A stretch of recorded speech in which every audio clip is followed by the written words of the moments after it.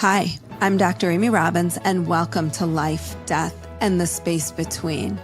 The concept of sacred geometry is something that I have been fascinated with for a long time, but never truly understood exactly what it meant and what in nature is sacred geometry, because it shows up in so many places and is really interesting to think about how nature really produces sort of these perfect images, these perfect geometrical shapes in so many of the things that we see. And so when I came across Gail and Gregory Hoag's book, Sacred Geometry, The Universal Language of Divine Alignment, I felt like I needed to have them on. I am so interested in this topic and really just captivated by how sacred geometry works, what it means about the universe and how things are in alignment or not in alignment. And in this episode with Gail and Gregory, we dive into some of the technologies and discoveries that they have used using concepts of sacred geometry to transform the lives of people across the world. They are speakers and teachers talking about the universal patterns displayed in sacred geometry and what it means about our consciousness. So if you've been curious about sacred geometry, you won't want to miss this episode.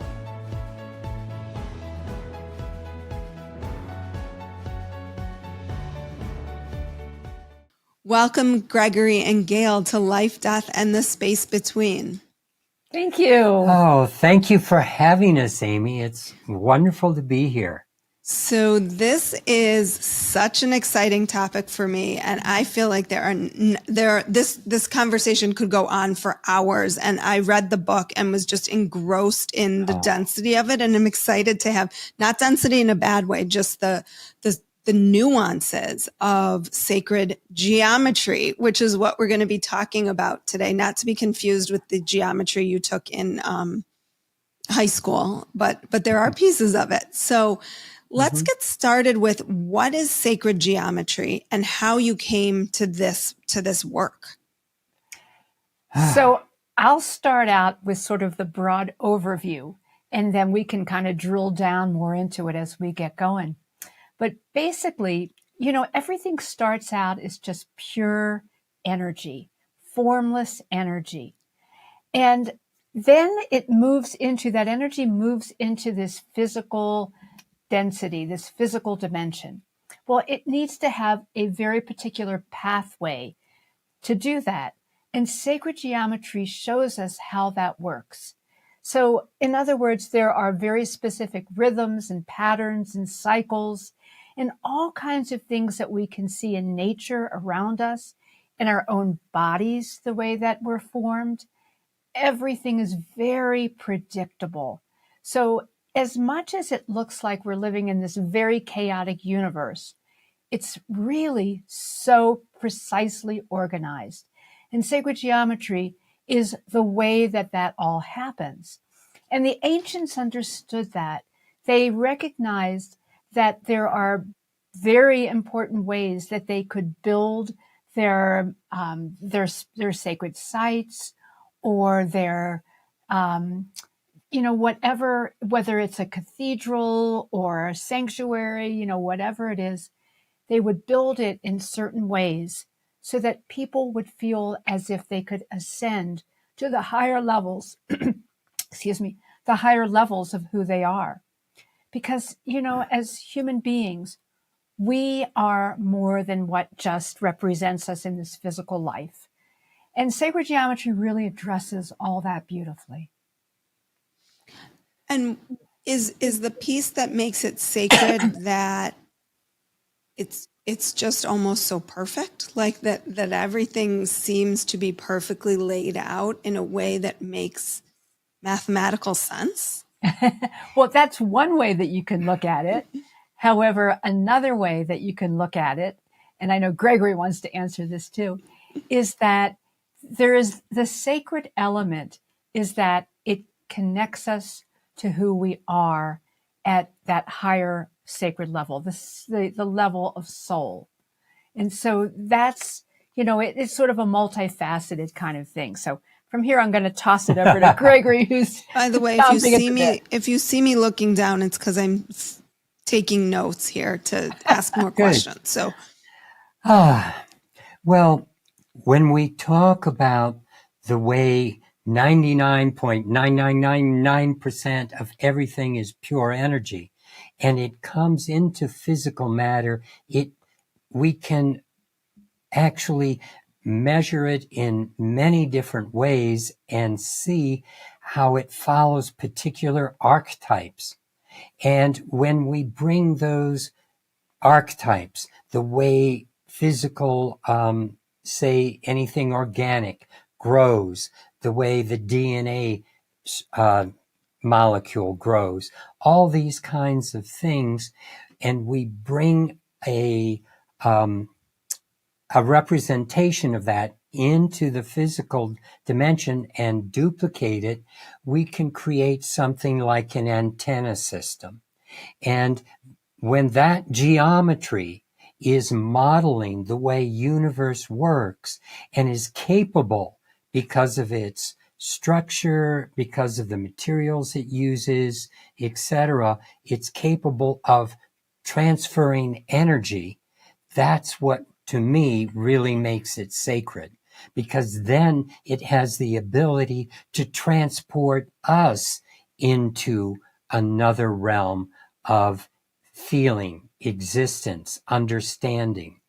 And you might think of it also in the way that, for example, I suggest maybe you picture driving into a big box store, getting out of your car in the parking lot and sitting on the curb and taking a deep breath as you look around.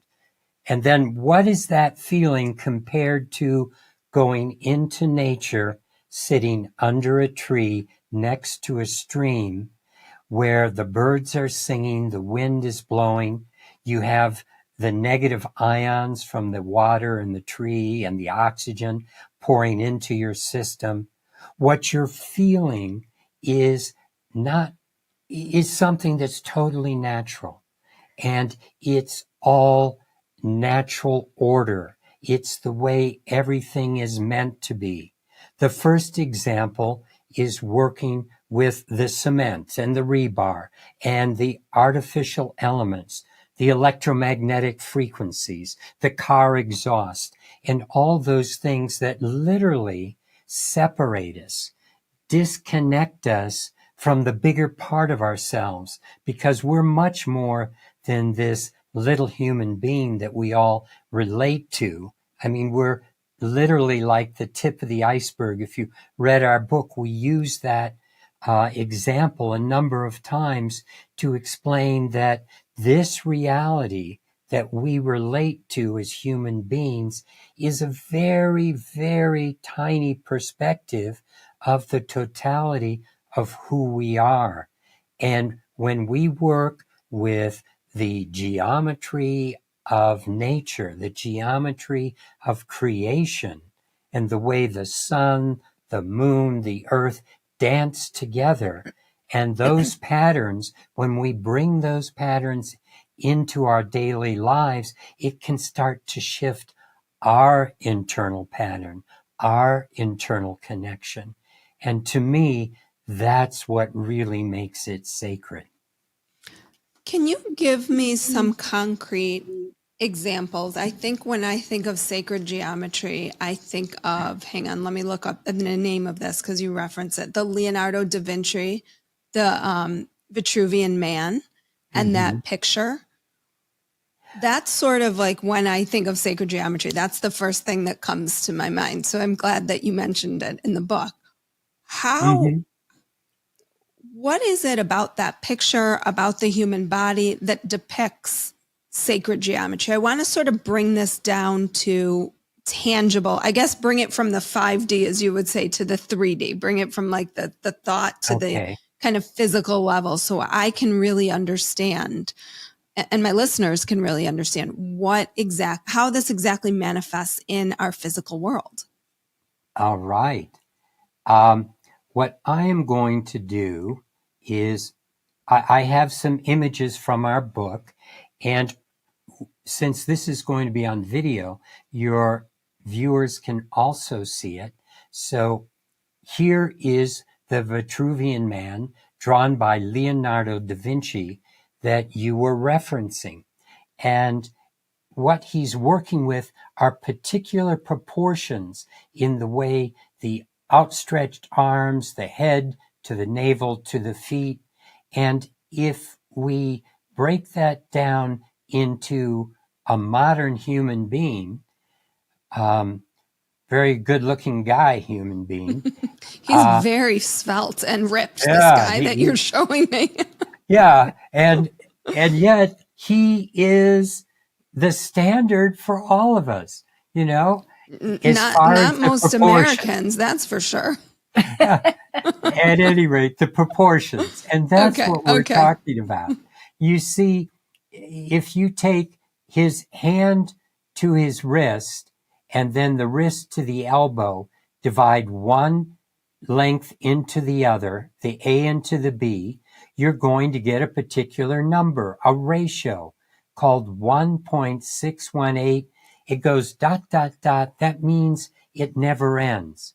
It doesn't resolve. It's one of those ratios that just keeps going. They call it irrational, indeterminate. But in geometry, we can look at it, we can see it.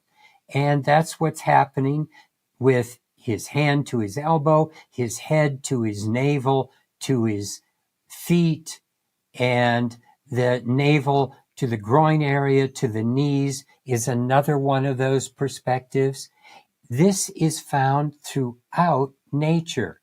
And so that this equation is always the same and it always works out perfectly in that way? Is that? it does. It's like, here is God, a you have caliper. all the tools for this. Have you done this before? Yesterday, as a matter of fact. So this is a phi ratio caliper. The small part is in relationship to the large part in that number I talked about. So if I look at my first digit of my middle finger to the whole finger, it's in that proportion. And my Oh my gosh. finger to my wrist is in that proportion. And my hand to my elbow is in that proportion. My head to my navel, to my feet, it all starts working out like that. And even our DNA follows these proportions.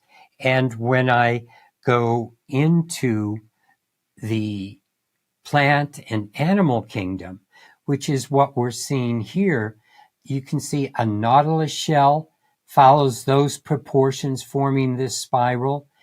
And just to let you know, if we didn't stop growing at a certain point, we would start spiraling around like this too, which would look very, very strange. But in the world where plants can keep growing, then you have things like the sunflower face that forms that particular spiral, and broccoli, and so on. So what we're talking about is this is one of many archetypes that universe works with. And there are other ratios that plants grow by. I mean, the square root of 3 is often a display of how flowers put out their petals. And so there are other square roots, other dimensions, but the universe doesn't mess up on this. It keeps following these patterns. And there is certainly a sense of free will in this dimension where every flower is a little different. Every human being is a little different. We can tell one from another. You look like Amy today and I look like Gregory. Hopefully tomorrow too. And the thing is, though, that proportionately and the way we're constructed with internally and our DNA to our organs, they follow these patterns and relationships. And when we bring those patterns and relationships into a codified model, like the geometries sitting next to me that are perfections of these geometries, because this bottom geometry, it's working with the phi ratio again. However, it's also working with some elements that, if we want to go back to some of our images, it's working with some elements that we relate to in terms of the Platonic solids. So these are geometries that we might have learned in school. And when you take the number of degrees on their surfaces and add them up, you end up with the diameter of the sun with one set. A different group gives us the exact diameter of the earth in miles. When we take that number, translate it from degrees into miles, we then get the diameter of the earth, and the diameter of the moon equals the number of degrees on the face of a cube. Okay. And I then mean, we go, I am no math person, but this seems crazy to me. How did people figure this out? Like, how did they think to start putting these numbers together to try to understand all of this? well, you see, that's why we wrote our book, because some of these I've never seen anywhere before, but because of the way we got into sacred geometry through higher connection and getting downloads of information, we started seeing these patterns and creating relationships. So here it's the diameter of the moon plus the diameter of the earth gives us the same number of degrees as this geometry next to me. And that's the geometry that I can also show you more if you wish, works with the same phi ratio relationships. So this geometry in our environment, when it's spinning at a particular speed, because revolutions work with time, just like the revolutions of the earth and the revolution of our moon around us and the earth around the sun in 365 days. Time also has geometries. Light has geometries. And a lot of the information we put in our book, it's not collected from what we've seen before, but it's brand new in terms of this is how the universe relates. Shouldn't we be dancing in the same way as universe if we want to be part of all that is? So what is it, Gail, I'll ask you. So what does that then mean? Just trying to share the love here a little bit. What does that mean then exactly in terms of, like, how does this then get applied in our lives? It's fascinating, but So then what? It's a great question. And the first thing to know is that we've been working with this in a way that is not just a mental way. In fact, when we first got together, Gregory and I, he had this box of these different geometries. And I've always been very intuitive. And I was also working with a lot of spiritual work and doing channeling and things like that. And I had been fascinated with the work of Buckminster Fuller. So I had a little bit of a background in geometry because of that. And that was quite different than what I learned in school. But so he had this box, and I put my hand over some of these edges of these different tetrahedrons, and I could feel the energy that was coming off of them. And when that happened, I realized there's something more going on with this. This isn't just some kind of a mental exercise. What can you do with this? Well, looking back historically, and again, when we go back and see how the ancients use this understanding, this knowledge, they wanted to use it to support the evolution of consciousness for people. And the way we also got into our study of sacred geometry was with some great masters like Keith Critchlow and John Michel. And the way they would start their programs was always working with meditation. We would enter in looking at this from that perspective of the sacred.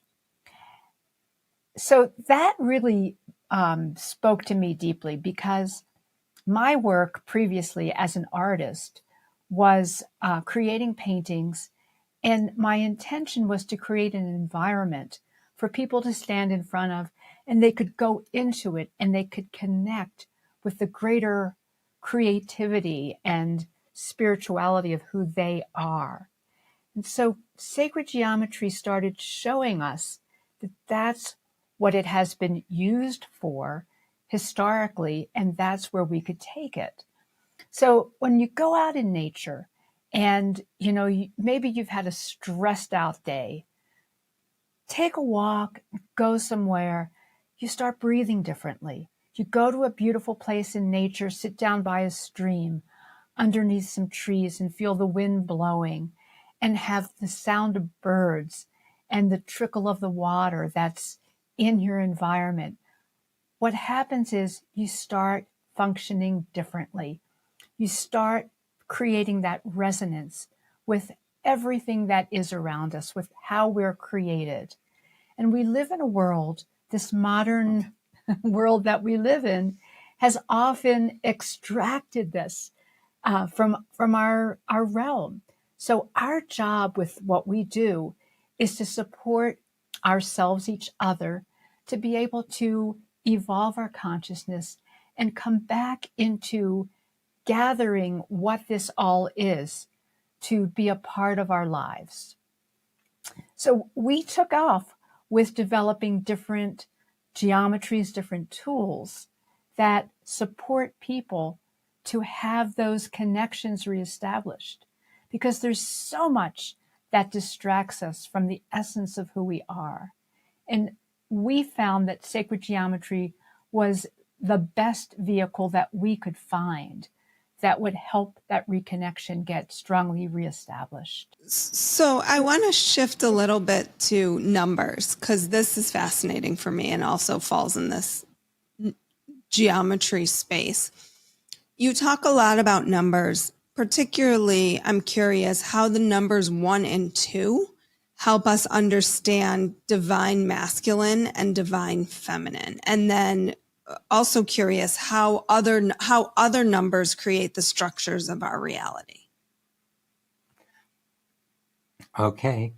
And it's not that numbers help us create the reality, but numbers describe the reality as archetypes, as qualifiers. I mean, it's not that they're just quantities, but they have characters to them. And the very first number is 1, and that's unity. And unity is source. Unity is beginning. Unity is everything. And yet you see the way the number 1 plays itself out in this reality. If you divide anything by 1 or multiply by anything by 1, you get the same number again. 1 times 5 still looks like 5. So where's 1? It's like source in many ways is unknowable and hidden in this reality. And also, I talk about in the book that numbers have genders, actually. And the odd numbers are more masculine in nature. I mean, like 3 and 5, they all have points. 4, 2, I mean, they're all more balanced. And so the even numbers are a little more receptive and more feminine. So 2 is the number that proceeds from 1 when you think of 1 as a circle and then another circle coming out when it duplicates itself. As it starts to come out, that's where 2 is formed, a reflection of the first. And that's where the divine feminine is born, and what we call duality. And this reality is how we know what's going on, and it's all based on duality. And so, in a sense, in the biblical sense, the feminine got a bad rap for bringing us into the knowledge of good and evil, the knowledge of duality. But without duality, there would be no separation. We wouldn't have any way of distinguishing one from the other. There wouldn't be any way for energy to flow one to the other. There are so many aspects that are really there with duality that are a gift. And so the knowledge of even higher understanding has been given to us through that feminine aspect of duality. And it's through the feminine aspect that we are opening up to more and more today, recognizing we need to have that balance in our society if we are going to progress spiritually. And this is the nature of 2. It is the doorway back into source. And so we must be comfortable with one to be comfortable with the other, to work with both of them so that we can expand our understanding. And all the sacred numbers that have harmonic resonance with each other, the way they work is only through 1 and 2. What do you mean the sacred numbers? Yeah, that have harmonic resonance. Yeah. So if you have a number like 432, you add a 0 to it. Working with 1, that's like 10, 100, 1,000, 10,000, 100,000. It just adds zeros, but the number stays the same. So it really, you can see, it's almost like going back to the, the whole background of 1. It's just, that's why multiples, increasing the multitude of a number, the magnitude, I should say, it doesn't change the harmonic resonance.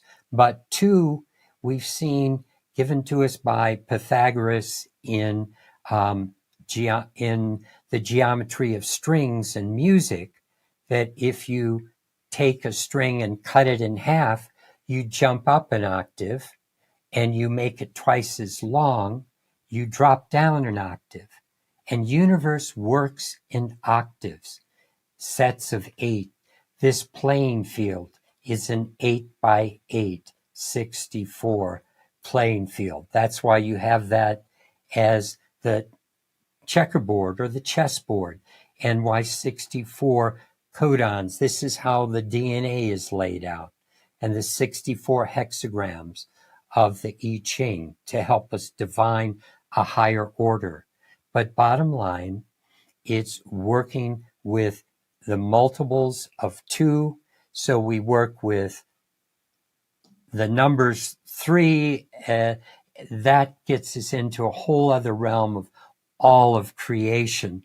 And then when you start doing multiples of 2, like 3 squared is 9 times 2 is 18, and that gives us 36, 72, 144. And you start seeing numbers that 36 and 72 are the sacred numbers of a triangle that gives us the phi ratio relationship, that starts working with this geometry, that works with the sun, or the moon and the earth rather, and the way their diameters dance together. So you can just see how 1 and 2, and then all the numbers have ways of helping us understand creation. And when we break large numbers, composite numbers, down into their simple roots of 1 through 9, we can see from their root the nature of that number and how it works. And 5 works with life, and 6 works with order, and keeping the order of time and space very exact. And it's just mind-boggling how you see it work again and again and again. And it's so much, after a while, if it's coincidence, well, we should start dancing with coincidence, because it happens more frequently than anything else. And the nature of how this is created is just this universal energy, this source energy that has created what seems to be this perfectionistic way of the universe existing.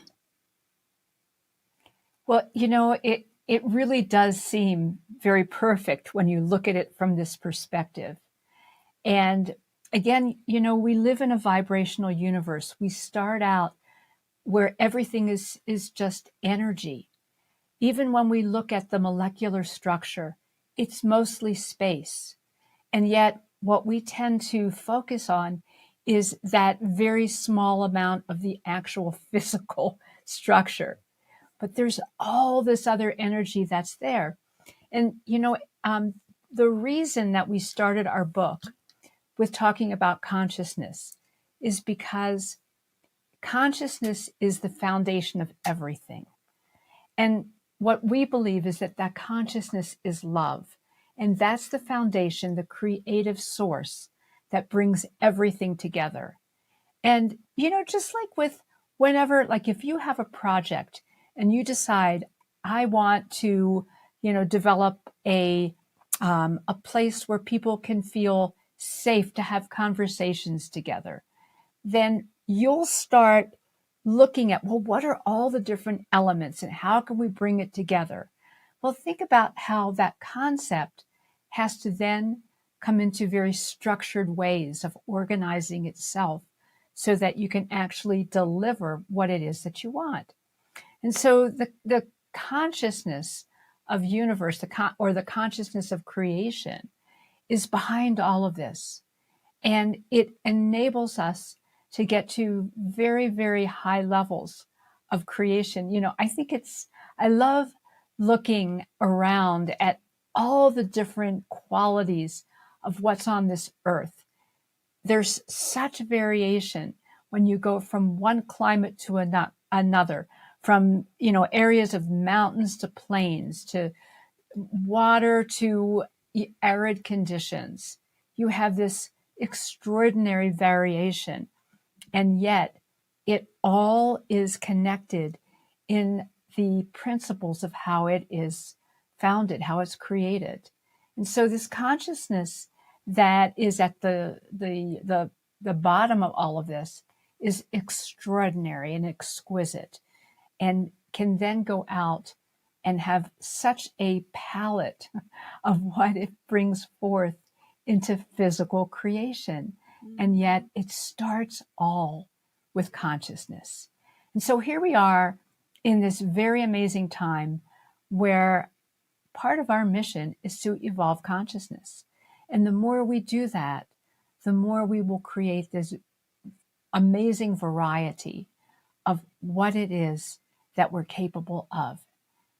And that's, I think, what's so exciting, because many of us now are being called to evolve, to, really bring forth what humanity is capable of doing when it comes from a place of compassion and love and higher understanding.